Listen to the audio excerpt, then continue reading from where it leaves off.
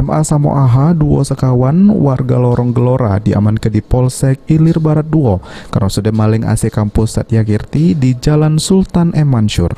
Kedua tersangka sudah melakukan aksinya Samo Rewangnya FR yang ini belum ditangkap polisi, di mana mereka melakukannya pas kondisi kampus sepi dak kate kegiatan belajar sama mengajar.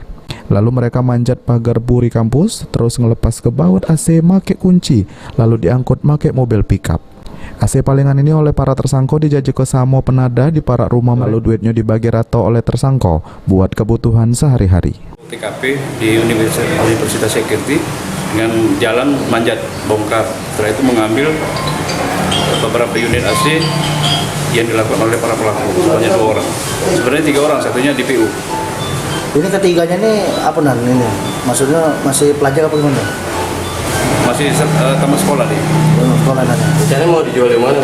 Rencananya ada penadanya, namun demikian untuk sementara pengembangan.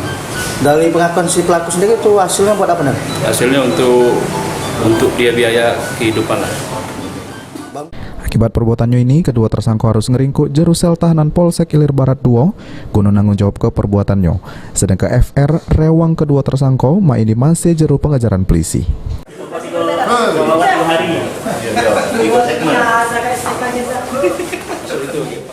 Abidi Nirwanto, PAL TV.